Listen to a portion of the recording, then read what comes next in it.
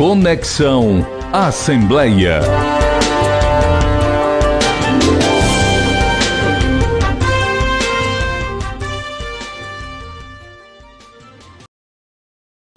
Olá, este é o Conexão Assembleia, o primeiro programa multiplataforma da Rádio FM Assembleia, que passa a ser transmitido nas redes sociais da Assembleia Legislativa do Ceará, no YouTube e no Facebook. Além, é claro, da sintonia na sua FM 96,7. Sempre às segundas-feiras, a partir das 8 horas da manhã.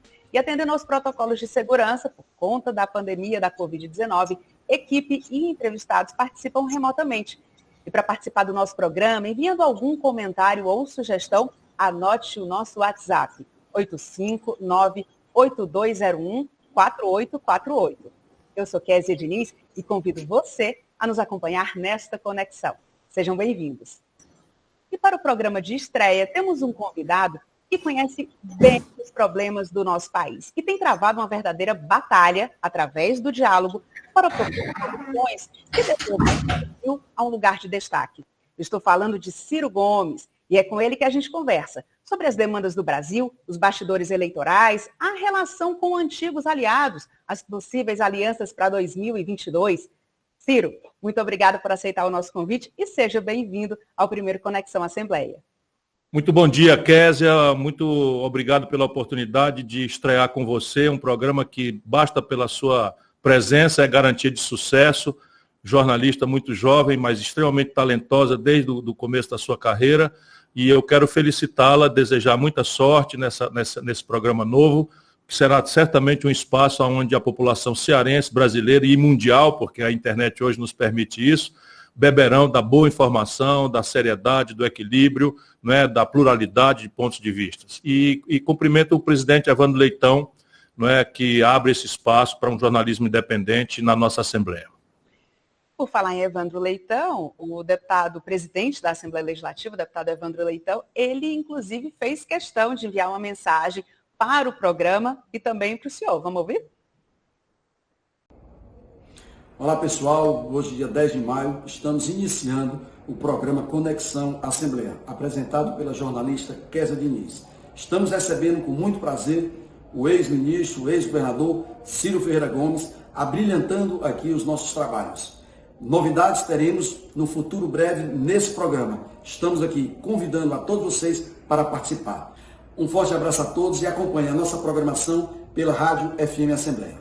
A gente agradece a confiança depositada aqui no nosso trabalho. Muito obrigada, presidente Evandro. Agora vamos conversar com Ciro Gomes, né? Que é o que interessa. Vamos lá.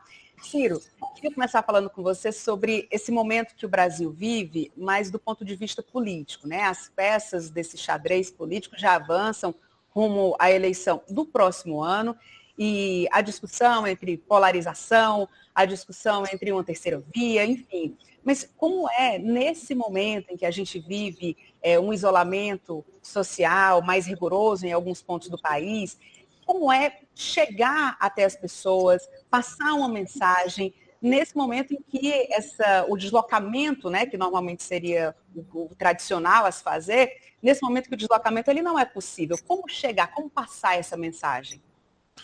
Olha, Kézia, tem uma contradição nisso aí. Tem um lado terrivelmente mal sofrido, para quem como eu se acostumou a carregar a pilha, não é, abraçando o povo, subindo o morro, descendo na favela, conhecendo as palafitas. Não há ninguém no Brasil que conheça esse país mais detalhadamente do que eu, não é? E isso faz uma falta imensa, porque é uma coisa de interatividade. Você sente, né, o pulso das coisas, que é diferente de você estudar os problemas como eu faço permanentemente.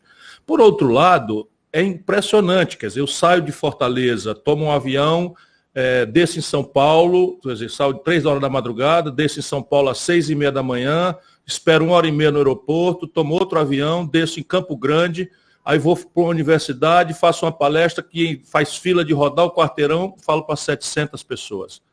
Agora, a gente anuncia uma live na internet e eu falo para 80 mil pessoas. Então é uma coisa absolutamente contraditória, não é? Nada substitui o calor popular, mas hoje a mensagem é possível de fazer chegar com muito mais pluralidade do que jamais foi. E a gente tem que tentar compensar isso e, na verdade, botar toda a nossa pressão para que voltemos à normalidade e a gente possa ter as duas coisas. E nós só vamos ter a normalidade quando nós atingirmos 80% de vacinação. E isso é a obsessão minha. Hoje nós temos que fazer toda a pressão do mundo, toda a denúncia do mundo, porque o Brasil, pelo desastre do governo Bolsonaro, foi empurrado para o último lugar da fila da vacinação no mundo. E ontem nós atingimos o macabro lugar de maior quantidade de mortos por milhão de habitantes no mundo. Passamos os Estados Unidos, estamos 10, 15 vezes mais do que a Índia, e esse excesso de mortes, claramente, como essa CPI vai mostrar, é responsabilidade do governo genocida, incompetente e trágico do senhor Jair Messias Bolsonaro. Senhor, a gente vai já falar sobre Bolsonaro, mas eu queria pegar essa questão do discurso, porque eu, ao longo, né, da minha profissão, enfim, acompanhei vários momentos de campanha, e a gente percebia que todos os políticos mais experientes, dependendo da plateia para a qual ele falava, usavam um certo tipo de linguagem. Então, se você ia para o interior do estado, com pessoas mais humildes, se usavam um tipo de linguagem. Se era para empresários, era um outro tipo de abordagem. Na internet, está todo mundo junto e misturado, né? E aí eu percebo que algumas expressões, às vezes, podem não chegar da mesma forma para um ou para outro. Por exemplo, essa questão do genocida, tem muita gente que sabe que é uma coisa ruim, mas não faz ideia do que é genocida, né? Então, como também medir esse discurso para que ele chegue a todo mundo da mesma forma? Você tem toda a razão. Quer dizer, a comunicação moderna exige, talvez, que você fale a mesma coisa 2 ou 3 vezes de forma diferente, dado que os públicos não estão mais segmentados. Então, evidentemente, e hoje em dia você tem a memória disso. Então, eu vou fazer uma fala numa universidade, o meu tema é desenvolvimento nacional. Então, eu vou falar de formação bruta de capital, de coordenação estratégica de setor público, setor privado. Evidentemente que naquele universo as pessoas têm o equipamento mental, de linguagem, e a linguagem, especialmente para um professor, né, que é a minha vocação ancestral, para um advogado, a mensagem ela não pertence ao emissor da mensagem, ela pertence ao receptor. Portanto, eu tenho sido desafiado, muitos amigos meus falam, o Ciro fala muito difícil, o povão não entende, tá hora. Quem sabe da minha vida aqui no Ceará sabe que eu venho de lá, né? Eu venho do sertão, eu venho, né? Eu não sou filho do baronato, eu nasci filho de 2 modestos funcionários públicos, a esmagadora maioria dos anos de escola eu fiz na escola pública, eu sei falar todos os palavrões, os cacoetes, as gírias do Ceará, o cearenseis eu falo como minha primeira língua, mas eu estou desafiado a fazer isso, a essa transformação. E a chave é essa, a chave, e a neurolinguística moderna tem explicado muito isso, é você falar a mesma coisa 2 ou 3 vezes. Lembrando, né, é a mesma coisa, só que com metáfora, né, com exemplos. E eu estou tentando, né, fazer isso, que é uma coisa que para mim não é tão difícil, porque já é da minha tradição de professor. 19 anos atrás, ele lançou um livro, um desafio chamado Brasil. E agora, em 2020, a gente tem esse novo livro, essa nova... É muito interessante o que está reunido aqui. E eu acho até que, não só para quem gosta do Ciro Gomes, mas também para quem não gosta, é muito interessante, porque não trata de um projeto do Ciro Gomes, é um projeto que pensa o Brasil, né? Traz as informações de antes, faz toda uma contextualização de como nós chegamos até esse momento atual e mostra que existe, sim, um caminho. E aí, aqui no livro, você fala muito desse projeto nacional de desenvolvimento. Eu queria que você fizesse, se possível, um resumo do que está aqui. Veja, o Brasil, entre 1945, que é uma data histórica, que é o fim da Segunda Guerra Mundial, e o ano de 1980, quando muda radicalmente o cenário financeiro internacional, esses 2 fatos históricos, o Brasil, em meio século, portanto, em 50 anos, foi o país que mais cresceu na história do mundo capitalista. A China ainda precisa crescer uns 15 anos, acima de 8 pontos, para bater o recorde do Brasil. Então, veja, o Brasil, durante metade de um século, entre 1945 e 1980, foi o país que mais cresceu no mundo. Isso não aconteceu por acaso. Eu tento mostrar como foi que isso aconteceu. A média de crescimento foi de 7,34% ao ano. Isso é uma coisa absolutamente extraordinária que eu recupero no livro para mostrar para o jovem brasileiro que está aí todo dia machucado pelo desastre, enfim, mas vamos voltar aos números. Entre 1980 e 2010, quando a onda neoliberal se impõe no mundo e é engolida com casca e tudo no Brasil, como se fosse ciência boa, sendo ideologia de quinta categoria, o Brasil despenca de 7,3% de crescimento ao ano para 2,3% ao ano. Isso num país que ainda bota 2, 3 milhões de bebês por ano nascendo no nosso país. Então, o país despenca o crescimento para praticamente 1/3 do que vinha experimentando. E aí começa a nossa crise. Se você cresce a população, já tem um estoque de problemas sociais, de infraestrutura gravíssimo, que não foi resolvido ao longo de séculos de concentração de renda, mas a tragédia vai se aperfeiçoando. Entre 2010 e 2020, Kézia, o Brasil atinge o fundo do poço. Nós passamos uma década inteira crescendo zero. E aí, 10% da população brasileira significa 21 milhões de brasileiros nasceram o país parado. E aí você entende por que explodiu a questão social no Brasil. Pela primeira vez, a informalidade, o desemprego aberto e o desalento, que é aquela pessoa que desistiu de procurar emprego, já são a esmagadora maioria do povo trabalhador brasileiro. Nunca houve isso na história do Brasil. E isso não foi o Bolsonaro que produziu. O Bolsonaro está agravando tudo isso, é um desastre, é um macaco na casa de louça, é uma soma de assassino, de um cidadão que não tem empatia, com uma incompetência grosseira. A corrupção está acontecendo de braçada, nós podemos conversar sobre isso, eu tenho evidências documentadas de que a ladroeira tomou uma característica que foge da atenção da grande imprensa, por interesses comuns, por interesses cúmplices, nessa questão, que está aí no jogo do esquartejamento da Petrobras, enfim. E isso nos traz ao tempo presente. Então, o livro explica isso, mostra quais são as causas disso e a pista do que nós temos que resolver. A pista começa por nós lermos o título do livro. Projeto significa o quê? Um plano. Significa uma meta, um objetivo. Eu estou aqui, quero ir para acolá, vou estabelecer um prazo para eu fazer isso, vou estabelecer o custo disso, a orçamentação disso, vou dividir as tarefas, quem é responsável por fazer o quê, capital privado, nacional, capital estrangeiro, estatal ou não estatal, tem que definir isso e metas. Hoje o Brasil não sabe para onde está indo em nenhum setor. Qual é a grande estratégia que faz o Ceará hoje o estado melhor administrado do Brasil? É que existe um plano sendo executado há décadas. Quer dizer, o meu governo fez um plano estratégico de recursos hídricos.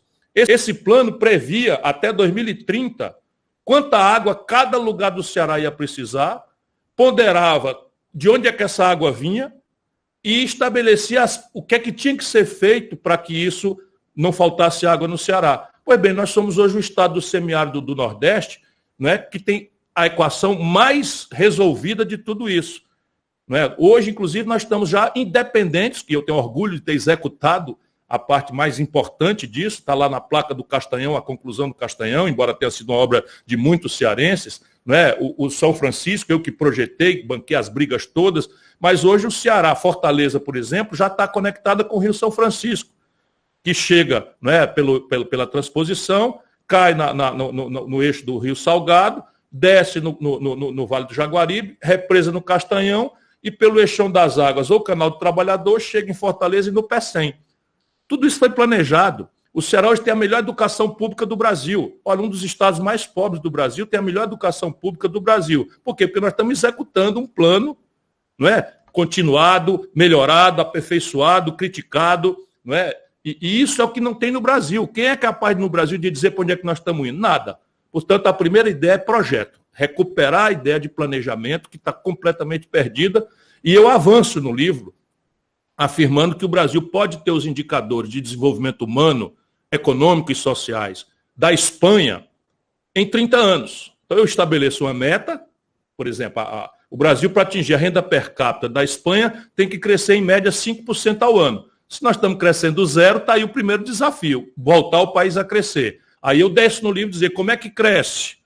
Faço uma proposta de como é que cresce, mexendo com o endividamento das famílias, reestruturando o endividamento empresarial, restaurando a capacidade de investir, que está zerada do Estado Nacional Brasileiro, superando o desequilíbrio externo nas nossas contas, porque nós aceitamos destruir a indústria nacional brasileira, nosso povo aspira um moderno modo de vida, nós queremos ter o último celular, o melhor meio de diagnóstico médico, os materiais, essas coisas todas, os carros, etc, etc, e desaprendemos a produzir. Está aí a tragédia da pandemia. Vamos esculhambar o Bolsonaro, ele é um genocida, ele está reagindo de forma incompetente. Mas o Brasil chegou no Bolsonaro, desaprendeu a fazer vacina. Nós estamos dependendo de insumos básicos vindo da China. Isso não foi o Bolsonaro que fez, vamos concordar. Foram 30 anos de governo neoliberal, mudando só a conversa e a perfumaria. Mas o modelo é rigorosamente o mesmo, meta de inflação, superávit primário, e as pessoas as mesmas. Eu falo muito do meu amigo Henrique Meirelles, de quem eu sou amigo, e ele é o cara mais competente, vamos dizer assim, para administrar esse modelo, mas o Meirelles foi o homem que formulou a política econômica, foi eleito deputado federal pelo PSDB do Fernando Henrique, formulou a política econômica do governo do Lula, foi ministro da Fazenda do governo Temer e agora é secretário de Fazenda do Dória. Tem alguma coisa errada nisso, percebe? E as pessoas ficam enganando o povo com papo furado, com perfumaria, e etc, etc. E os erros são estratégicos. Então, nacional por quê? Porque as condições de produzir, de trabalhar, de pagar salário não são globais. A única coisa globalizada que existe é uma informação que o jovem da periferia de Fortaleza, lá do Planalto Ayrton Senna, um jovem da periferia de Luanda, lá em Angola, um jovem da periferia de Taipei, lá em Taiwan, eles estão informados instantaneamente do melhor estágio que existe, né, em games, em tênis, em eletroeletrônica, em tablet, etc., e desejam aquilo pela carga de propaganda que entra por todo o buraco da cabeça da gente diariamente, por onde a gente anda, pelo rádio, pelo jornal, pelo telefone, pelo grupo do WhatsApp, enfim, pelo cinema. E a gente e essa questão de produzir esse bom, bonito e barato que todo mundo deseja não é global. Sabe, porque o financiamento é diferente. A taxa de juros no Brasil para descontar um duplicata em Fortaleza é a mesma taxa de juros que desconta um duplicata no Japão por ano. Aqui em Fortaleza você desconta no mês o que você paga de juros, o que o Japão paga por ano. Percebe? Então, se você botar para competir um empreendedor japonês com um empreendedor brasileiro, só essa condição de juro mata o empreendedor brasileiro, como está matando. Depois você tem um nível de sofisticação tecnológica. Cada coisa dessas que a gente deseja, nós estamos falando pela internet. Fibra ótica, não é? Tudo isso é estrangeiro. 80% do valor de um carro que está rodando nesse momento lá no Montese veio do estrangeiro. 86% da química fina que a gente compra na Pague Menos vem do estrangeiro. E a gente não recebe em dólar, a gente recebe em real. Compreende? Por isso o projeto tem que ser nacional. E desenvolvimento, bom, o número eu já lhe disse. O Brasil abriu mão de se desenvolver a partir dos anos 80. Nós estamos só financiando o voo de galinha com ciclos muito curtos de consumismo, que é estimulado via crédito, via melhoria cíclica do salário mínimo e, fundamentalmente, manipulação do valor do real em comparação com o dólar. Essa é a grande coisa que nós precisamos ajudar o povo a entender, porque o dólar mexe com o preço de tudo. Eu explico sempre para as pessoas. Vamos lá falar a mesma coisa de dois jeitos. O povo não compra dólar, mas come pão. E pão é feito de trigo. Se o trigo vem do estrangeiro, o Brasil não tem trigo suficiente, tudo que vem do estrangeiro paga em dólar. Então, se quando o Bolsonaro tomou posse, a gente precisava de R$ 3,70 para comprar 1 quilo de trigo e, portanto, um pão. Não é? O equivalente em pão. Agora está a R$ 5,40. Portanto, subiu o preço do trigo de R$ 3,70 para R$ 5,40 o dólar. Resultado, o preço do pão, como o povo está sabendo, está subindo. Aí os remédios, tudo vem do estrangeiro, está subindo. A gasolina estourou para R$ 6,00. O botijão de gás, R$ 6,00. Tudo é o dólar. Portanto, o desenvolvimento do país tem que fazer com que o Brasil volte a ter uma indústria. Só para você ter uma ideia, quando nós acabamos ali os anos 80, que é o fim do modelo velho, nós tínhamos 35% da riqueza brasileira produzida na indústria, que é, como a gente sabe, aquela que paga melhores salários, que paga mais imposto para financiar a saúde do povo, que agrega valor na exportação. Sabe quanto está hoje? 9%. Os governos do Fernando Henrique para cá destruíram a indústria brasileira, financiando o consumismo que dava popularidade, reeleição para o Fernando Henrique, reeleição para o Lula, reeleição para a Dilma, e o país quebrou. Agora, Ciro, a gente tem hoje um país polarizado, com ódio, né? Tem aquele pessoal que odeia o Bolsonaro, o pessoal que odeia o PT, e aí se agarra no Bolsonaro porque odeia o PT. Enfim, aquela confusão que foi o que levou o Bolsonaro a vencer a eleição na eleição anterior. E você fala de Plano Nacional de Desenvolvimento.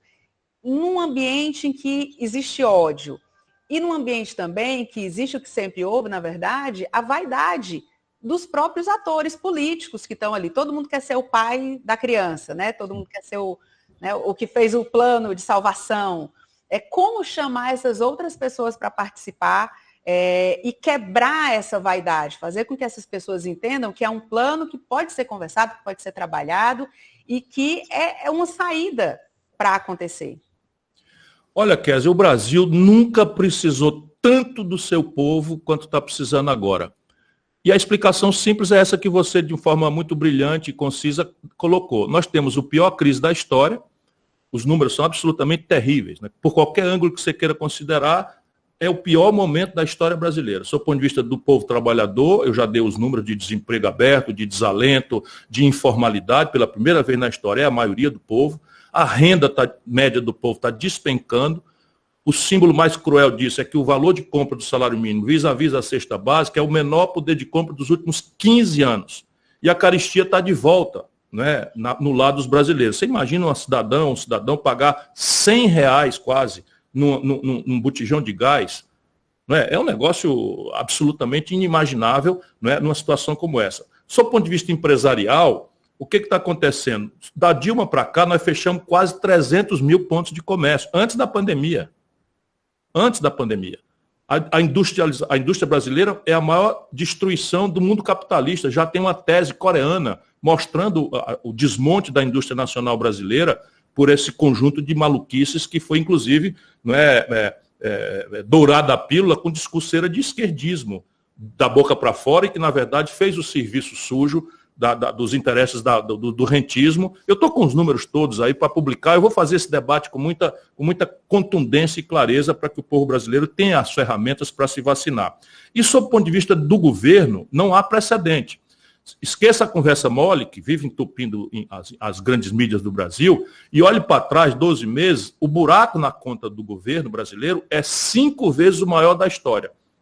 São 900 bilhões de reais, quase 1 trilhão com T de tapioca, o buraco, o déficit entre o que o governo arrecadou e o que o governo aplicou nesses últimos 12 meses. Isso tudo vai para a dívida. Pela primeira vez na história, a dívida brasileira está mirando 100% do PIB. E quando a dívida cresce demais, a gente sabe, né? O povo sabe isso com a agiota e tal. Ela encurta o prazo e encarece o preço, que é o juro. Então, nós estamos agora fechando uma oportunidade, numa hora de paralisia econômica, o governo está subindo a taxa de juros com pancadas de quase 1% por 45 dias. Olhe, é um desmantelo para todo lado que você olhe, e em cima de um luto que vai atingir 500 mil brasileiros, 500 mil de pessoas em 45 dias. Com um presidente incompetente, uma equipe trágica, negando as evidências tanto do desastre econômico quanto, especialmente, do desastre sanitário e do desastre social do país. Isso daqui pede, suplica, roga, não é, que nós façamos um debate franco, sincero, quanto possível respeitoso, para que a gente possa, ao cabo do debate, nos dar as mãos, porque o ambiente de terra arrasada que o próximo presidente do Brasil vai pegar, pede muita capacidade de dialogar entre os diferentes. Infelizmente, a vida real é como ela é. E hoje você tem o seguinte, aquilo que você falou, o Bolsonaro tenta compensar a tragédia de um governo desastrado, genocida, assassino, com mistificação contra as falhas graves do PT. E o PT nega as falhas graves e tenta mistificar a sociedade brasileira com uma oferta de uma volta a um passado idílico, generoso, que é mentira, sabe? É mentira. Houve coisas boas? Houve coisas boas. Não é? Mas vamos voltar lá para o Fernando Henrique, o primeiro mandato, também houve coisas boas, que é esse ciclo de expansão do consumo, logo seguido por uma quebra. E isso é o que nós precisamos discutir. O que está acontecendo com o Brasil? Vamos nos fazer uma pergunta. Quem é fanático é fanático. Não adianta nada a gente falar. Mas vamos fazer para a esmagadora maioria que não é fanática. Vamos fazer uma pergunta. Existiria o Bolsonaro se não fosse as contradições irrespondíveis do PT, do lulopetismo, seja sob o ponto de vista da economia. A Dilma derrubou a economia brasileira 7%. Sabe quando aconteceu isso na história do Brasil? Nunca. Isto aconteceu na mão do PT. Caiu a economia em 2 anos, 7%. Isso significa que o desemprego papocou de 4 para 11 milhões de pessoas. O Brasil era a 6ª economia do mundo, despencou para a 9ª economia do mundo. Sabe? E o pau que bate em Francisco, bate em Chico. Então, se você tem problemas internacionais, vale para todo mundo. O Brasil é que está se empobrecendo a partir de um mesmo modelo. Eles ficam furibundos comigo, os fanáticos, mas, por favor, qual é o modelo? Fernando Henrique, em 99, criou um modelo que diz assim: a economia vai ser administrada com base no tripé macroeconômico: câmbio flutuante, superávit primário, meta de inflação.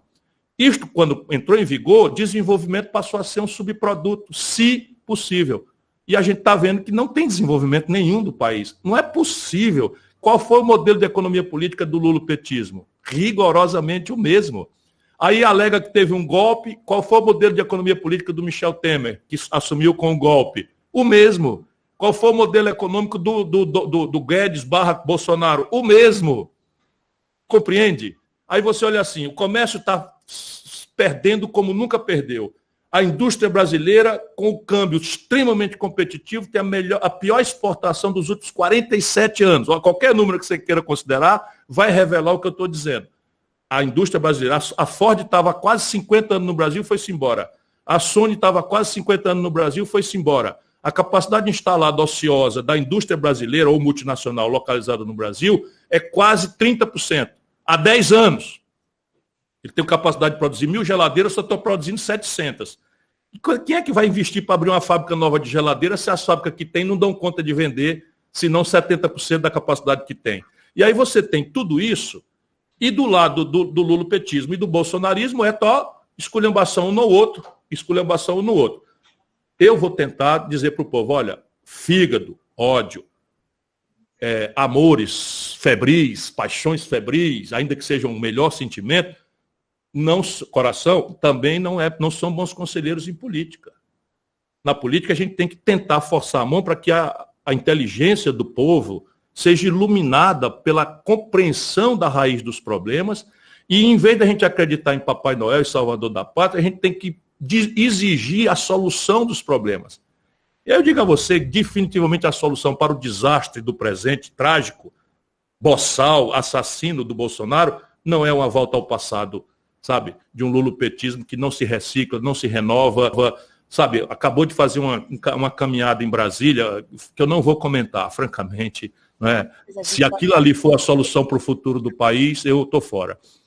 Ciro, tem uma pergunta aqui do deputado Sérgio Aguiar que trata justamente dessa questão, assim, dos pilares, né, de um eventual governo seu. Ouvindo você falar aí, todo esse relato, a gente fica relembrando as coisas que vão acontecendo e parece muito que essa pandemia, na verdade, com números tão trágicos, ela está mais ajudando o governo Bolsonaro do que prejudicando, porque está encobrindo todos esses 14 milhões de desempregados, enfim, toda a crise econômica que a gente já vinha enfrentando com ele, a gente viu os números aumentando, né? E hoje a gente só fala na questão da pandemia, que é uma tragédia, né? Não tem outro nome.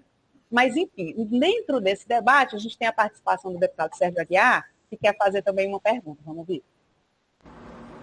Em 2022, nós teremos novo pleito presidencial. Uma polarização entre a direita e a esquerda é o que muitos falam. Entretanto, eu acredito no potencial que você, Ciro, tem pela experiência política, por toda a vivência e conteúdo de saber fazer com que as administrações públicas sejam elas voltadas para o interesse maior. Quais serão os pilares de um governo Ciro Gomes para o Brasil? Bom, primeiro um forte abraço a esse grande amigo, querido companheiro, já de 3 gerações, né? Eu era amigo do avô, grande cearense, Murilo Aguiar, sou muito amigo do pai, Chico Aguiar, que me sucedeu foi líder do meu governo, me sucedeu como governador, quando eu tive que sair para administrar lá o Plano Real, e agora o Serginho, que é uma liderança que eu tenho muito carinho e muito respeito. Veja, aquilo que eu estou indicando é o que eu pretendo fazer se eu tiver a honra de servir essa grande nação como seu presidente. eu vou propor um país ideal e vou dizer o prazo para chegar lá. E esse país ideal, eu estou mais ou menos comparando com a Espanha. Então vamos lá, o Brasil hoje tem uma renda per capita de X, a Espanha tem uma renda per capita de 3X. Então eu vou dizer que a renda per capita do Brasil em 30 anos vai evoluir de X para 3X. Aí eu digo a saúde pública, então você tem médico por habitante, você tem especialidades médicas, né, UTIstas, anestesistas, pediatras que estão em falta, né, na vida brasileira. Então, qual é o padrão da Espanha? Nós vamos chegar a matrícula. A Colômbia tem 42% dos garotos de 18 a 25 anos com acesso à universidade. O Brasil só tem 18%. E assim mesmo, através de um expediente, que é o puro exemplo do que eu quero dizer. Né, o FIES. O FIES, todo mundo achou a coisa muito boa. Ok, é uma coisa muito boa. Mas o que é o FIES? É o dinheiro passa do governo para o bolso do empresário, da educação privada, e no caminho fica um estudante endividado e inadimplente. Hoje, sabe quantos são? 6 milhões de garotos brasileiros estão humilhados com o nome no SPC no começo da vida, não é porque não dão conta de pagar o FIES. Isso é muito claramente o que a gente precisa mudar no Brasil, porque aqui é o seguinte, você faz alguma coisa pelos pobres, mas no fim vai bater no bolso do rico. O sistema tributário brasileiro, aí eu vou dizer de onde vem o dinheiro para pagar essa conta. É a única proposta que assume com clareza. E isso me custa desgastes. Então vamos lá. O imposto sobre lucros e dividendos empresariais é cobrado no mundo inteiro. E agora, com as consequências da pandemia, o mundo inteiro aumentou esse tributo, porque ele é um tributo que não ofende as empresas. Ele só cobra em cima do dinheiro que foi tirado da empresa para o bolso da pessoa física, do dono das ações, dos lucros e dividendos. Pois bem, no Brasil é o único país do mundo que não cobra. Eu cobrava quando era ministro da Fazenda. Percebe a diferença entre você ser progressista de verdade em comparação a quem engana a população que é progressista? O Fernando Henrique revoga o imposto sobre lucros e dividendos empresariais, deixa o Brasil sendo o único país do mundo que não cobra. O lulopetismo ganha 4 eleições e não cobra também. Então, nos Estados Unidos, um país capitalista, né, nós temos que o imposto sobre heranças, as grandes heranças, acima de 10 milhões, etc., pagam 29% de alíquota. 29%. Sabe quanto é no Brasil, Kézia? 4%. O imposto territorial rural dessa imensa fazenda chamada Brasil, que recolhe o imposto territorial rural, é menos do que o IPTU que a cidade de São Paulo arrecada. Você está percebendo o traço em comum? Né? Você tem a alíquota do imposto de renda, um cidadão que ganha R$ 2.050 de salário, morre com 15% de imposto de renda na fonte no Brasil. E o cara que ganha R$ 1 milhão pode pagar só 15% também, porque foge para a pessoa jurídica. E eu estou falando isso com todas os S's e R's e toda a clareza. Isso não foi o Bolsonaro que fez, o Bolsonaro está mantendo. Isto foi feito ao longo dos últimos 25, 30 anos. Ou seja, você pega a migalha, distribui para o povo mais pobre e pega a substância do banquete e confina na mão de meia dúzia. Neste país, nesse momento que nós estamos conversando, 5 pessoas, 1, 2, 3, 4, 5, concentram a fortuna, a renda que possuem os 100 milhões de brasileiros mais pobres. Isso não foi o Bolsonaro que fez, o Bolsonaro está agravando isso. Isso quem fez foram os últimos 30, 40 anos de equívoco, não é, para ficar numa palavra moderada, não é, de deserção, de traição ao interesse nacional do povo brasileiro. E é isso que eu vou mudar. Então, os pilares basicamente são planejamento, haverá um projeto nacional de desenvolvimento, cada brasileiro, cada grupo de interesse vai ser chamado a reconhecer o seu lugar. Eu vou dizer quais são as metas desse projeto, quais são os prazos, qual é a divisão de tarefa, quem faz o quê, em que prazos, quais são os prêmios, qual é a supervisão, quais são as avaliações, os controles e punições, e vou dizer de onde vem o dinheiro para pagar cada uma das metas e etapas, né, da execução desse projeto. Isso é o que eu quero dar para o Brasil. Agora, Ciro, a gente falando um pouquinho do governo do presidente Jair Bolsonaro, com todas as trapalhadas, enfim, e falas dele que geram polêmica, depois tem que se explicar, quando é no discurso é uma coisa, quando é na live é outra coisa, enfim. Ele fala muito que no governo dele não tem corrupção, né? Já tentando aí fazer esse diálogo com o período de corrupção descoberta no governo do PT. Mas você falou agora aí que tem evidências documentadas de que existe também corrupção nesse governo. Quais são essas evidências? De braçada. Primeiro, né, o Bolsonaro enganou a população brasileira, por sua maioria, e nós somos disso, o nosso povo disso é vítima, nosso povo não é culpado. Eu não sou como essa turma do PT que chama o nosso povo de gado, nem de fascista e tal. A gente ser enganado por política, infelizmente, é uma lamentável tradição na vida brasileira, que a gente só vai se libertar dela se a gente, ao invés de votar com paixão, com ódio, a gente procure votar com inteligência, perguntando de onde vem o cabra, o que é que andou fazendo no sábado passado, no verão passado, com que companhias ele anda, porque isso é que vai diminuir a possibilidade da gente ser enganado como fomos enganados pelo Bolsonaro. Pois bem, o Bolsonaro é um pilantra desde sempre. Eu fui contemporâneo do Bolsonaro na Câmara Federal. E veja, você que é eleitor do Bolsonaro, vá na internet, meu irmão. Vá na internet e veja se o que eu estou dizendo aqui é verdade ou não. E pode bater no carteiro, mas leia a carta. Eu era colega do Bolsonaro, na mesma época deputado federal. E aí o Bolsonaro tinha 5 funcionários fantasmas que assinavam o recibo e ele botava o dinheiro no bolso. O Bolsonaro tinha apartamento em Brasília e pegava o auxílio moradia e botava no bolso. O Bolsonaro superfaturava de forma fraudulenta gasolina. Se você comparar, isso está no portal da transparência da internet. Você pega o gasto de gasolina do meu gabinete num determinado mês, era R$600, o Bolsonaro era R$12 mil. Então, como eu estava lhe dizendo, quer dizer, você tem o dinheiro público que o Bolsonaro administrava, era o dinheiro do gabinete dele. E o que explica se uma pessoa é corrupta ou não é a quantidade de dinheiro que ela roubou, mas a correção moral com que ele se conduziu diante de dinheiro público. Mas não satisfeito, o Bolsonaro adiante corrompe os filhos e as esposas. Ele é um corruptor, assim, que não poupa sequer a família. Aí você tem os escândalos já demonstrados do mesmo padrão de roubalheira dos filhos do Bolsonaro, com transações imobiliárias inexplicáveis, a última agora R$6 milhões numa mansão em Brasília. Mas isso é só o passado e tal. Não. Eu estou só explicando que o Bolsonaro nunca foi uma pessoa séria na vida e que manipulou a justa repulsa, a justa indignação, a justa revolta que nós todos sentimos com a roubalheira generalizada que o lulopetismo produziu no Brasil e apareceu como uma seda de R$3 oferecendo moralização. Agora vamos ao fato concreto.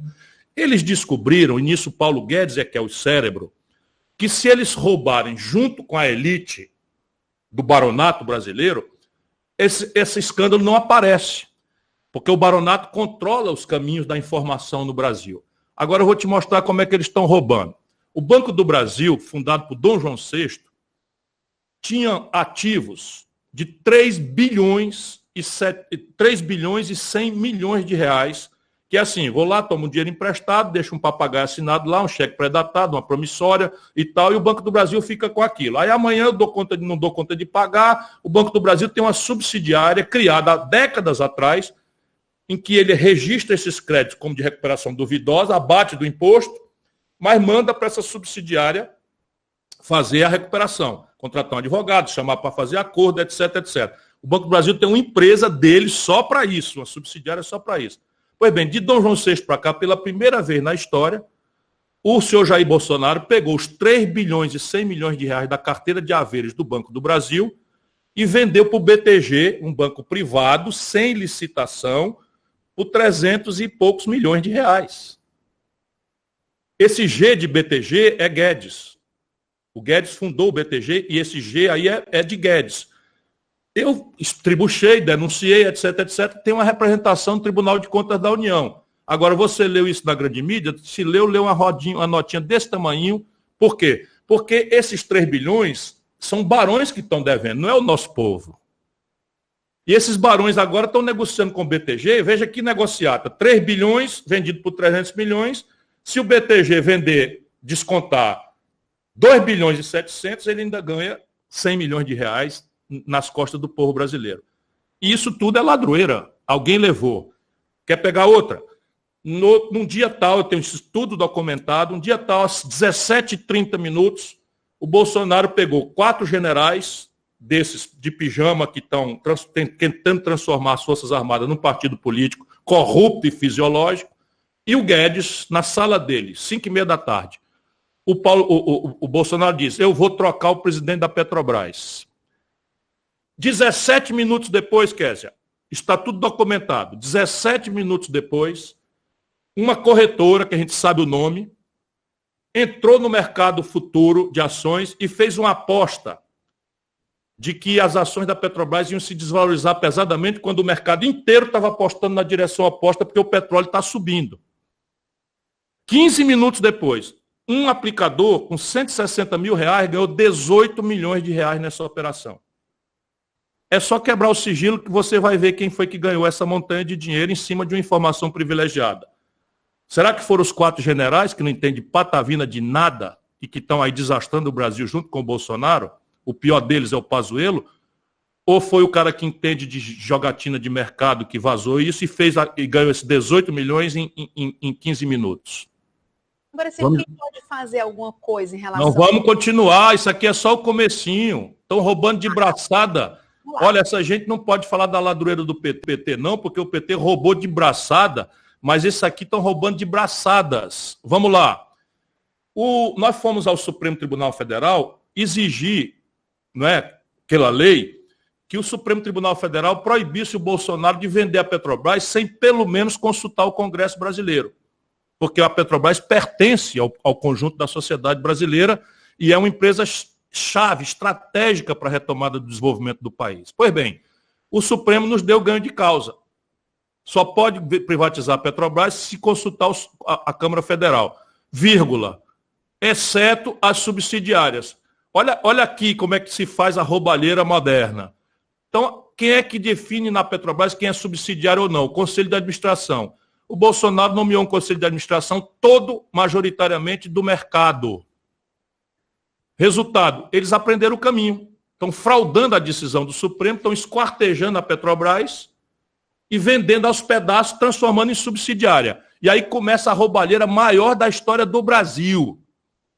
Tome nota aí. Operação TAG. TAG é TAG. Era a empresa de logística da Petrobras. Deixa eu contar isso aqui, porque isso não sai em canto nenhum. Então, a TAG é uma empresa de logística. O que é logística para petróleo e gás? São gasodutos. 1.000 quilômetros de tubo, né, de cano, que leva o gás, que traz o querosene, que leva o petróleo, traz a gasolina, leva o diesel, etc. Pois bem, só quem usa esses gasodutos e esses oleodutos é a Petrobras. E ela tinha uma empresa administrada por ela própria, uma subsidiária. Sabe o que fizeram? Venderam a TAG. Ninguém conhece o preço porque não tem licitação, é feito tudo escondido, não sai nos jornais, estranhamente não sai nas televisões, um negócio dessa magnitude. Aí eu fui examinar o negócio, a negociata. Como é só a Petrobras que usa, eu digo, como é que ela vende um negócio desse? Sabe o que ela fez, Kézia? Vendeu a TAG, ou seja, os seus gasodutos e oleodutos, e para a empresa que comprou, que ninguém conhece, nem sabe quem é, não houve licitação, eles deram um contrato de aluguel dos próprios gasodutos, que eram deles, e eles venderam, e o valor do aluguel de 3 anos é o dinheiro que os cabas pagaram para a Petrobras para ficar pelo resto da vida com esse patrimônio do povo brasileiro. É um escândalo, né? Cadê ele, esse escândalo na grande mídia? E eles não me processam, não, porque eu tenho como provar tudo isso. Bora outro. BR Distribuidora. A gente está aí com o símbolo da Petrobras, BR Distribuidora e tal. Não é mais do povo brasileiro. Venderam, sabe para quê? Não foi para uma empresa especializada em petróleo, em gasolina, em distribuição de gasolina, como a Sobral e Palácio aqui do nosso Ceará, não. Venderam para os bancos, que não entendem patavina de gasolina. Venderam por um preço subfaturado, escandaloso. Eu fui atrás de como é que eles chegaram ao valor, nem sequer a valoração dos terrenos. A gente que anda nas ruas das cidades grandes sabe que a Petrobras, a BR, está nas esquinas assim mais nobres. Então, Virgílio Távora como é que está ali? Na esquina da Virgílio Távora, está ali o posto da BR Distribuidora. Aí você tem outro nos Estados Unidos, na Dom Luiz, com Virgílio Távora, outro posto da BR Distribuidora. Venderam para os bancos. Subfaturado. o melhor filé do negócio da Petrobras entregaram. E aí pegaram a Landulfo Alves, que é uma refinaria de petróleo, a gente está se batendo por autonomizar o Brasil em refino, pegaram a Landulfo Alves, que você gastaria uns 15 bilhões para construir, venderam por 1 bilhão e 600. Se você puxar o fluxo de caixa, isso aí é o lucro de 3 anos da Landulfo Alves. Venderam para uma empresa obscura dos Emirados Árabes, sem licitação, sem coisa. Então a roubalheira aqui é de braçada. Está se assaltando o povo brasileiro, o senhor Jair Messias Bolsonaro, de tudo isso tem notícia, porque eu denunciei cada uma dessas coisas. O que é que ele faz? Afastou o presidente do Banco do Brasil, afastou o presidente da Petrobras, mas a negociata está feita. E tem como reverter isso, Ciro? Em petróleo eu vou reverter tudo isso. Em petróleo eu vou reverter tudo isso. Vou fazer as devidas indenizações, mas no setor de petróleo e de geração e transmissão de energia elétrica, se ele avançar para privatizar, eu renacionalizo tudo isso sem nenhuma dúvida. Agora, veja, só eu estou dizendo isso. Por que o Lula não diz? O Lula que está favorito nas pesquisas. Se eu digo isso, que estou em terceiro lugar na pesquisa, e o Lula diz isso, que está em primeiro lugar na pesquisa, a gente acaba a negociata. Porque nenhum empreendedor, nenhum investidor vai investir num país que está na véspera de uma eleição em que 3 candidatos têm, 2 estão dizendo que vão desfazer o negócio. Mas só quem diz sou eu. Percebe? Esse é o limite prático, objetivo. Ei, rapaziada do PT, vamos cobrar do Lula dizer como eu estou dizendo, que se entregar o petróleo e se entregar a Eletrobras, nós vamos desfazer o negócio. Mas eu fiz isso em 2018. Quando eu prometi que ia renacionalizar a Embraer, o Haddad saiu dizendo que o negócio da Embraer estava feito e acabado. E eu lutei até o fim e conseguimos desfazer o negócio. A Embraer hoje é brasileira novamente. Ciro, tudo isso que está acontecendo e essas denúncias que você colocou agora, tudo isso refletem uma imagem, danificam muito a imagem do Brasil, né, fora daqui. A gente tem várias questões, né, que prejudicam até a compra da vacina, enfim. E aí, sobre esse assunto, a gente tem a participação do repórter da Rádio FM Assembleia, o Silvio Augusto, que tem uma pergunta para você. Vamos acompanhar. Olá, ex-governador Ciro Gomes. Em sua avaliação, como está a imagem do Brasil no exterior? E em que medida as eleições em 2022 podem impactar nas relações internacionais do país? Olha, o Brasil tem hoje a imagem de um pária, de um marginal na ordem internacional. Felizmente, essa imagem é muito ainda associada ao Bolsonaro. Mas na medida em que o Bolsonaro vai fazendo as loucuras dele repetidamente e as instituições brasileiras não revelam capacidade de pôr um obstáculo a isso, essa deterioração de imagem está avançando para o próprio conceito da nação brasileira. Eu nunca vi o Brasil tão mal falado no mundo como está sendo hoje. Eu tenho muitas relações, passei 1 ano e meio na Universidade de Harvard, enfim, já palestrei nas universidades da Europa, todas as mais importantes, e os professores, os alunos, as pessoas que se interessam pelo Brasil me cobram isso. Como é que pode o Brasil ter chegado ao ponto de sustentar, não é mais de eleger, porque eles entendem o que aconteceu na debacle econômica que o lulopetismo produziu, no escândalo generalizado, embora eles estejam também muito perplexos com as últimas providências do Supremo Tribunal Federal. Ninguém está entendendo nada, porque não é que o Lula foi absolvido como estão mentindo.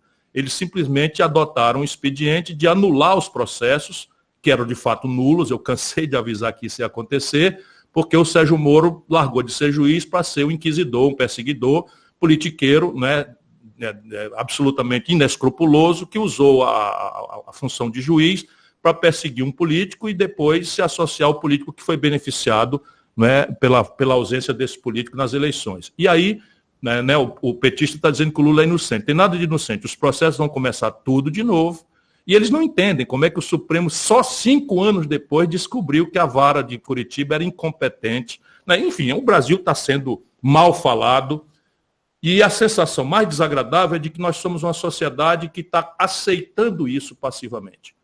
Eu tento explicar que o nosso povo está muito machucado, que a pandemia é tão forte que a gente não tem coisa, que a sociedade civil brasileira foi muito cooptada, né, pela politicagem, enfim, essa outra deformação que aconteceu na vida brasileira, em que os sindicatos, as entidades da sociedade civil, ao invés de serem expressão da sociedade para pressionar os governos, durante o lulopetismo foram subornadas, cooptadas e acabaram virando um caminho inverso. Viraram um mecanismo de propaganda de um governo diante de uma sociedade que estava vendo que o rei estava nu, porque o Palocci era braço direito desse modelo e devolveu 100 milhões de reais. Não dá para fazer de conta que não aconteceu. O Gedel Vieira Lima, que foi ministro da Integração Nacional, foi pilhado por 51 milhões de reais em malas, cujas fotografias e filmes saíram. Todo mundo viu isso, aí não dá para esconder.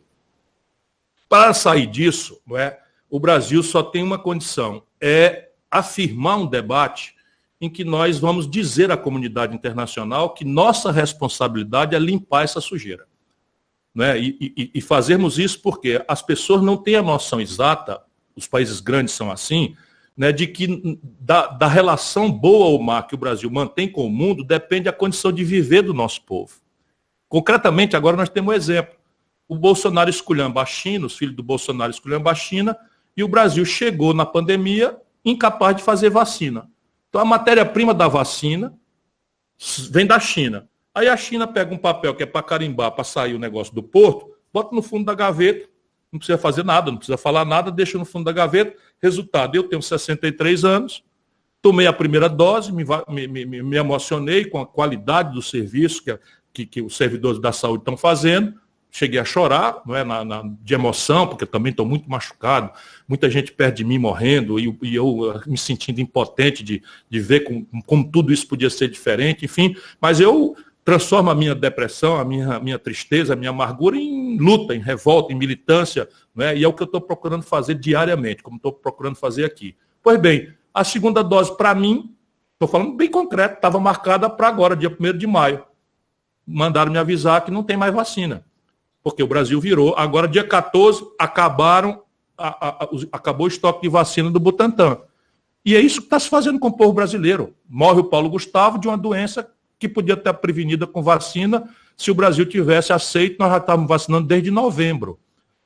E aí o seguinte, você tem duas coisas. Um é o Bolsonaro, que deixou o Brasil tão mal falado lá fora, que a Índia tem menos problema do que nós, o mundo inteiro ia explodir um surto, o mundo inteiro correu para ajudar a Índia. No Brasil, ninguém ajudou. Sim. Por quê? Porque a comunidade internacional quer isolar o Brasil para ver se a gente acorda e tira o Bolsonaro que está. Por exemplo, a Amazônia, a maior desmatamento da história. O mundo não perdoa isso. 30% do Pantanal foi incendiado. E o Bolsonaro mentindo. Parece que a comunidade internacional é esse bando de babaca que fica vendo a vida brasileira por grupo de WhatsApp mentiroso. Não é? Ontem um filho da gaita aqui do Ceará botou na internet um diálogo fraudulento que o Bolsonaro produziu, a turma dele, eu conversando com um chefe de facção. Quando isso daí foi... Aí o Roberto Jefferson, que é um bandido condenado, que era lulista, agora é bolsonarista. Essa é a tragédia brasileira. Esse cara agora é o homem que está espalhando o fake news, foi banido do sei lá de qual dessas redes sociais, hein? Do Twitter. Foi banido do Twitter, está me salvando aqui a Gisele. Enfim, mal falado, como o Brasil está isolado do mundo, a gente não sobrevive. Porque nós dependemos do mundo. Só para você ter uma ideia, o Brasil, quando acaba de fazer a conta entre as coisas da indústria, celular, meio de diagnóstico médico, remédio, carro, tudo, eletrônico, computador, tudo. Quando a gente acaba de fazer a conta industrial, o Brasil tem um buraco em plena depressão econômica de mais de 100 bilhões de dólares. 100 bilhões de dólares. Quem paga a conta é o agronegócio, que tem um superávit aí de 150 bilhões de dólares. Sobra 50. Desses 50 bilhões de saldo, a China é responsável por quase 40. E a China está muito aborrecida. O Brasil era o principal parceiro, já não é mais. Eles já mudaram no governo Bolsonaro, a Argentina já é o principal parceiro. Agora, a China, numa grande tensão com os Estados Unidos, está negociando objetivamente, credenciou 21 frigoríficos americanos para diversificar e tirar do Brasil. Isso aí é emprego que vai ser destruído no Brasil pelas irresponsabilidades. E o agronegócio brasileiro batendo palma para esses bandidos. Isso é que a gente precisa acordar no Brasil. Eu estou dizendo concretamente, neste momento a China está se preparando para deixar o Brasil sem saldo comercial. Está qualificando Angola para produzir soja. Eles estão lá financiando, comprando terra, né, desenvolvendo tecnologia. Por quê? Porque eles pensam, a sociedade de 5 mil anos, pensam no longo prazo. E se a sociedade brasileira não reage, nem sequer os interessados imediatos, o interessado imediato é o agronegócio. Vou dizer para vocês de novo, 21 frigoríficos norte-americanos, no auge do conflito geopolítico América do Norte-China, foram habilitados pelos chineses para fornecer proteína animal para eles. Sabe quem é que vai ser trocado? O agronegócio brasileiro. E eles estão aí batendo palma para o Bolsonaro. Nas últimas entrevistas, né, as últimas vezes que a gente conversou, você acertou, vamos dizer assim, né, que você fala que não é uma previsão, mas foi um acerto.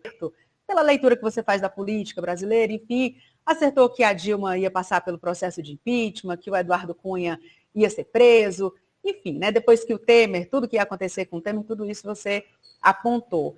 E a gente está num momento agora e que tem um debate nacional em torno da CPI da Covid. Eu queria usar essa sua leitura, queria que você usasse essa leitura. A gente está com pouco tempo agora, mas eu queria saber, essa CPI da Covid, ela vai dar em quê? Infelizmente, eu quero muito morder a língua nessa minha previsão, né, porque depende muito também da pressão que nós fizermos. E eu vou estar engajado nessa pressão, convido todo mundo a engajar nessa pressão. Tem um idiota cearense que enche a gente de vergonha nessa CPI, a gente pode pressioná-lo para que ele, pelo menos, né, tenha medo de falar tanta besteira, tanta coisa, virou o maior puxa-saco do Bolsonaro, traindo o voto do povo do Ceará, né, que deu uma grande derrota ao Bolsonaro aqui. A gente pode ajudar, mas veja, eu não posso acreditar que uma CPI composta como essa vai dar em alguma coisa realmente séria no Brasil. Eu acho o seguinte, durante o processo dela, a televisão vai acompanhar e o povo vai vendo, né? Então vai ficar muito flagrante que o Bolsonaro é o responsável pelo excesso de mortes que acontece no Brasil, porque ele será claramente, ficará muito claro que ele atrapalhou a velocidade com que o Brasil devia ter procurado vacinas, e isso é responsável por 2/3 das mortes, o atraso nas vacinas, né?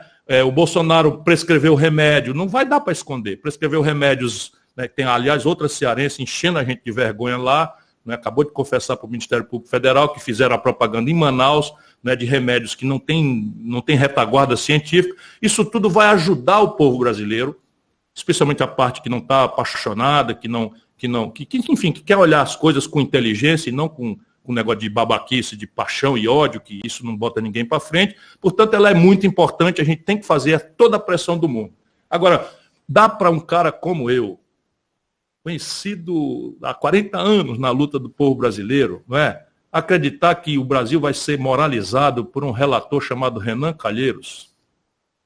Sabe, dá para eu acreditar, não é, que uma maioria de uma CPI, que eu conheço todas, quase todos respondem por processos, que no limite eles não vão negociar a impunidade ou microacertos nos seus respectivos estados em direção, vão chantagear o Bolsonaro, e o Bolsonaro, frouxo e covarde como sempre foi, não vai ceder, não vai comprar? Vai. Então, não é provável que dê em muita coisa. Vamos supor que eu morda a língua e que saia um relatório fiel com a realidade. Nesse caso, esse relatório vai para onde? Vai para a Procuradoria-Geral da República. O que acontece hoje no Brasil? O Bolsonaro escolheu uma pessoa que a gente acreditava que podia ter um mínimo de compostura, embora a gente tenha que respeitar institucionalmente, mas virou um acobertador geral das bandalheiras do Bolsonaro e da quadrilha familiar e da equipe do Bolsonaro.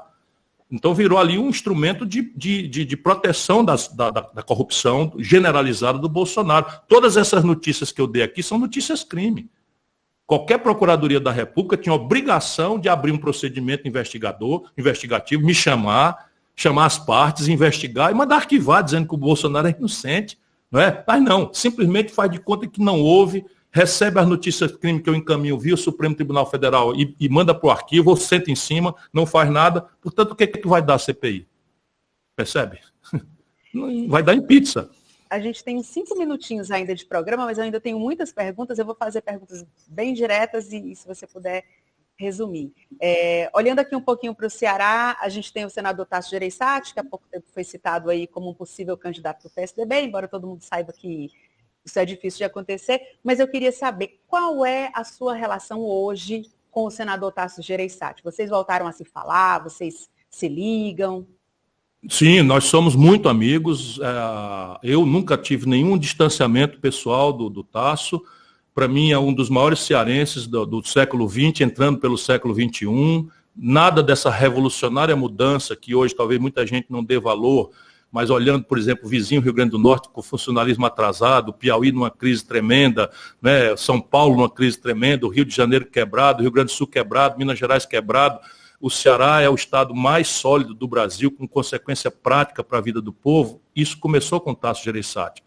Ele, por exemplo, é uma das minhas esperanças na CPI, porque ele tem espírito público, tem honradez, tem amor ao povo, sabe, tem independência, não se vende, né, sempre vai servir ao povo, ao seu modo de entender da melhor forma possível, como tem o Randolfo Rodrigues, que é um belo de um senador, enfim. Portanto, a minha relação com o Tasso sempre continuou assim. Nós nos afastamos na política por causa da questão nacional. Não é? Ele ficou lá com o Fernando Henrique e eu fui candidato. Não é? Isso, mas nós nunca nos desfizemos,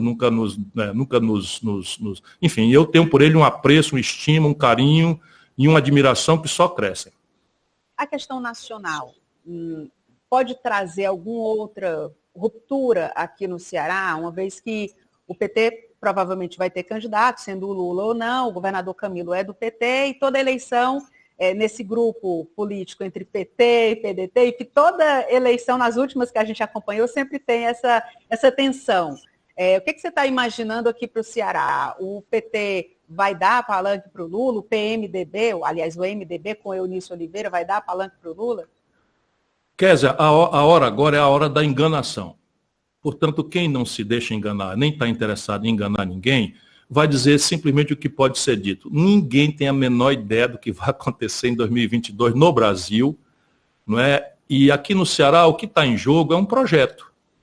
Né? Nós vamos querer descontinuar uma estratégia que já matriculou metade dos adolescentes brasileiros ou cearenses numa escola pública de tempo integral, profissionalizante, que tem cota para rico. Sabia dessa? Aqui nós fizemos e demos prioridade para a matrícula só de filho de pobre, egresso da escola pública, e o Ministério Público reclamou, não é, que nós estávamos discriminando os ricos. Aí foi feito um TAC, um termo de ajuste de conduta, e foi feita uma cota para egressos da escola particular dos ricos poderem entrar nessa escola, que é a melhor escola do Brasil. Repare, isso daí, a evasão escolar é menos de 0,5%. No Brasil, a evasão escolar no nível médio é 60%. Que é uma escola careta, que não serve para nada e tal. Nós vamos descontinuar uma política de saúde que disseminou todos, não é a maioria, todos os hospitais regionais que o Ceará tem, descomprimindo a demanda sobre a capital, todos foram feitos por essa corrente, todos. O Hospital Regional do Cariri, o Hospital Regional da Zona Norte em Sobral, o Hospital Regional do Quixeramobim, o Hospital Regional do Vale do Jaguaribe, né? E agora o Camilo vai fazer mais comprou o Leonardo da Vinci, que salvou milhares de vidas, sendo um centro de excelência nacional de combate à Covid, né? Aqui no Ceará não faltou respirador para ninguém. Enfim, é isso que vai estar em jogo. Nós não vamos deixar a lambança do Lula, a lambança do Bolsonaro. Olha a representação do Bolsonaro no Ceará, quem é. Eu não vou nem citar, mas olha quem são os representantes do Bolsonaro no Ceará, na Assembleia do Estado, na Câmara Federal, no Senado. Vê se pode. Vê se pode. É essa gente que vai postular o governo do Ceará, Eunício Oliveira. Eu acho o seguinte, sem qualquer tipo de soberba, porque o que está em jogo aqui é o destino dos nossos 10 milhões de cearenses, que ali em 2022 seremos 10 milhões de cearenses, e nós vamos agir com muita responsabilidade. Nós temos o melhor governador do Brasil, chama-se Camilo Santana. Ele vai nos liderar na transição, na sucessão, e eu tenho segurança de que ele não deixará em momento algum de pensar primeiro no que primeiro precisa ser pensado, que é o povo do Ceará. Ciro, para a gente chegar aqui ao finalzinho, eu sei que Gisele está aí, e Gisele está fazendo uma série que é muito bacana, né? São vídeos curtos no YouTube, onde a gente acaba conhecendo o Ciro, e eu fiquei muito surpresa, inclusive, né? Porque já lhe entrevistei tantas vezes, já pesquisei tantas vezes para poder lhe entrevistar e não imaginava essa questão de artesanato, de ter uma habilidade. E a gente está conhecendo um outro Ciro Gomes. E aí vem a minha pergunta, para a gente finalizar aqui. A gente conhece o Ciro Gomes com um temperamento forte, com aquele linguajar que às vezes, enfim, não se curva a determinadas coisas e fala o que é para falar e vai em busca, enfim. Aqui para a gente, né, para quem está no Ceará, é o cabra macho que vai lá, enfrenta tudo, mas para outras pessoas isso soa como grosseria, como, enfim, ele é muito estourado, não. Como quebrar isso? Porque a gente está numa eleição nacional, né? Como quebrar, como mudar isso? Eu estou desafiado aos 63 anos de idade a entender isso que você corretamente colocou. Veja, Kézia, é verdade que no momento que nós estamos conversando, 20 milhões de brasileiros amanheceram com fome. Vou parar um pouquinho aqui para cada uma das pessoas que está nos ouvindo imaginar o que é, não você adulto, mas o seu filho, sabe, gemendo com fome, e você impotente para dar um pedaço de pão molhado na boca das pessoas. Isso está acontecendo com 20 milhões de brasileiros. 130 milhões de brasileiros não têm segurança alimentar. Significa dizer o seguinte, que estão se alimentando precariamente. Isso numa criança de 0 a 3 anos deforma o cérebro. Eu sou dedicado a isso. Sabe, eu não tenho empresa, você é cearense, pesquisa a minha empresa, eu não tenho uma empresa. Sabe, eu não tenho rádio, eu não tenho TV, eu fui ministro da Fazenda, tive muito prestígio ao longo da minha vida com o Lula, fui ministro e tal. Por que sou eu o único desses políticos aí que não tem uma rádio, que não tem uma empresa, que não tem uma televisão? Sabe, quando a gente começou, isso aqui era tudo mato. Não quero me gabar de nada, não. Isso aqui era tudo mato. Sabe, a escola do Ceará era uma das piores do Brasil. Hoje nós somos a melhor do Brasil. Sabe, isso é a diferença de vida ou morte. Eu ganhei o Prêmio Mundial de Combate à Mortalidade Infantil. Agora, sabe, eu não vou vender a alma para ser presidente do Brasil. Então, o que eu preciso fazer? Eu preciso ao longo dos meus 63 anos, entender que há muitas linguagens no Brasil, né? Aquilo que parece ser indignação, para quem me conhece de perto, parece ser falta de controle. Agora eu pergunto, que dia foi que eu, exercitando o poder, 40 anos, eu humilhei um pobre, ou eu cometi um desatino? Eu fui o governador mais popular do país. Isso está na minha história. Eu ganhei o Prêmio Mundial de Combate à Mortalidade Infantil em nome de um trabalho que começou com o Tasso. Né? Sabe, as crianças que não morreram hoje são adultos. Elas tinham morrido. Era a maior mortalidade infantil do Brasil. Sabe, essas coisas assim... Então, o que eu tenho que fazer? Eu tenho que ser eu mesmo e um pouco mais hábil, um pouco menos explícito na minha indignação, exercitar essa indignação de um jeito menos assustador para certos grupos de elite, mas eu não vou perder a minha indignação, sabe? O meu patrão é o povo brasileiro, o nosso povo, vou dizer para você com toda clareza, nunca passou a humilhação nem o sofrimento que está passando hoje. E eu estou com eles, para ganhar ou para perder, eu vou ficar do lado que eu sempre estive. Ciro, acabou o nosso tempo. Você sabe que dava para conversar aí mais 2 horas, mas acabou o nosso tempo. Agradeço muito a sua participação, a sua confiança, né, em nos ceder esse seu tempo aqui para discutir essas questões tão importantes. Muito obrigada, boa sorte, muito sucesso. Muito obrigado, sucesso aí nessa nova etapa. E para você que está acompanhando, você já sabe, né? Em tempos de pandemia, a Rádio FM Assembleia precisa se reinventar diariamente para continuar chegando até você. E no Conexão Assembleia, a principal novidade é que você pode acompanhar o programa tanto na rádio, sintonizando a FM 96,7, sempre às segundas-feiras, às 8 da manhã, como também nas páginas oficiais da Assembleia Legislativa, no Facebook e no YouTube. Portanto, basta acessar as redes sociais da casa para que a gente possa seguir conectado. E para participar do programa, enviando comentários ou sugestões, anote o nosso WhatsApp da Rádio FM Assembleia, 859-8201-4848. Até o próximo programa. Conexão Assembleia. Tem Apresentação de Késia Diniz. Produção de Laiana Vasconcelos e Tarciana Campos. Direção de vídeo, Rodrigo Lima. Finalização de áudio, Nabucodonosor Queiroz. Gerente-geral da Rádio FM Assembleia, Rafael Luiz Azevedo. Coordenador de Programação e Áudio, Ronaldo César. A Assembleia Legislativa do Estado do Ceará tem na presidência o deputado Evandro Leitão e na coordenação de comunicação social, o jornalista Daniel Sampaio.